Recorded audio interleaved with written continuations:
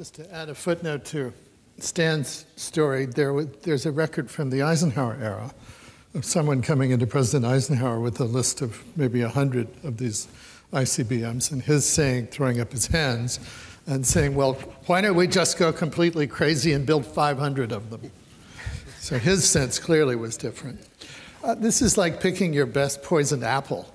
But an incident that I've been looking at very carefully lately occurred in 1983, a concatenation of events. You're all familiar with the model of accident, high-tech accidents, that argues that there are a series of failures, a series of events along the way that just happen to line up in the right way like tumblers in a lock. Something like that happened in 1983. Earlier, in 1981, to start the story, Yuri Andropov had gone in to see Brezhnev and had expressed his great concern. He was head of the KGB at the time. His great concern that the U.S. might be preparing to fight, preparing for a first strike. He proposed and then carried out something that was called Project Ryan, using the Russian initials, charging the KGB offices around the world with their first responsibility of watching for signs of American preparations for a first strike. So we move forward to January 1983, when he told Warsaw Pact leaders that he was greatly concerned about the Reagan arms buildup. He said, and I think this is important, and perhaps the president of Iran could think about this today, he said it's difficult to distinguish between mere rhetorical blackmail and preparations to take what he called a fatal step. In that context, Bill Casey, when he took over as director of the CIA, had proposed, and President Reagan had endorsed, a program of psychological operations that were designed, I don't know what psychology this is, designed to upset and disturb and threaten the Soviet Union in the interest of bringing it to the arms control table. That included flying bomber fleets over the North Pole toward the Soviet Union. It included flying squadrons of fighter bombers directly toward Soviet radars. The last time I'm familiar with that operation was at the height of the Cuban Missile Crisis, when in fact we had everything we owned in the air flying toward the Soviet Union.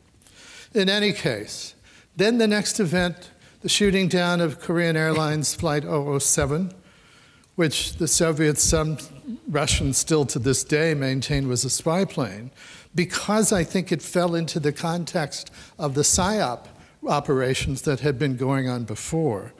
But of course, it also revealed, frighteningly from the Soviet side, the vulnerabilities of their early warning system. At the same time, President Reagan was going through what turned out to be a real reversal in his attitude toward using this kind of muscle against the Soviet Union. One event, surprisingly or not surprisingly, was the showing of the American television film The Day After, which upset him deeply. And the same month, October '83, he finally agreed to submit himself to a briefing on the PSYOP, the U.S. plan for nuclear war, and he was horrified by it. I guess he'd expected to be and had really avoided it for a while. There was then the suicide bombing in Beirut that killed 241 U.S. sailors and Marines at the Marine barracks there. The U.S. invaded Grenada that same month. And then, and this was perhaps the crucial event, a large NATO exercise called Able Archer, November 2 through 11, 1983, which included a nuclear release simulation. And for the first time, all of the communications were in code. This really did make the Project Ryan people in the Soviet Union deeply worried. They weren't at all clear. And in fact, Soviet air forces in East Germany forward-loaded tactical nuclear weapons on Sukhoi 17 long-range strike aircraft to strike West Germany. The good part of the story is that we avoided a nuclear war at a time when it was closer, perhaps, than it had been since the Cuban Missile Crisis.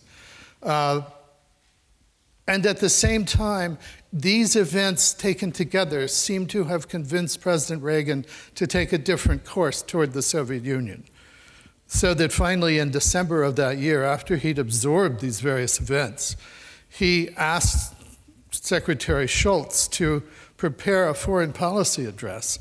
He had already, by that time, spoken to the Japanese Diet and for the first time said, when I say our dream is to see the day when nuclear weapons will be banished from the face of the earth. Thus began what led to Reykjavik and the attempt by both sides. But it's important to realize that nothing happened on the Soviet side as a result of Reagan's new attitude until Mikhail Gorbachev came into office as General Secretary. The Soviets, in other words, were suspicious of our efforts toward moving toward the arms table as we had been of theirs. Dick, let me just ask you a question about that, which is, with the Able Archer exercise and then the shoot down of the Korean airliners, was there a moment in which it looked like the Russians were going to do something preemptively? Did it come that close? And did the U.S. know how freaked out the Russians were? You know, it's interesting because our people were, even through Able Archer and afterwards, incomprehending that the Soviet Union could imagine that a nation as peaceful as the United States would commit a Pearl Harbor on their country. Our people, it really took a while. President Reagan in particular was just appalled that anyone would think that of him personally. So there was a kind of turnaround of realization on our side that that we really couldn't simply imagine ourselves to be the good guys and make as much noise or as many efforts toward scaring people as we indeed had been doing in those early years of the Reagan administration. And when you talked about how the Russians had loaded the bombers, I mean, how close did we come? Well, that's hard to say. There was a pervasive feeling and a pervasive kind of revisionist historical effort after this on the part of conservative historians to argue that no one was ever really convinced that that was happening. There was a President's Foreign Intelligence Advisory Board restudy, however, in February 1990 that said the Soviet leadership actually believed the United States was planning a nuclear first strike. After all, the Soviet plans for a first strike usually involved escalating from an exercise. So here was an exercise that seemed to be escalating.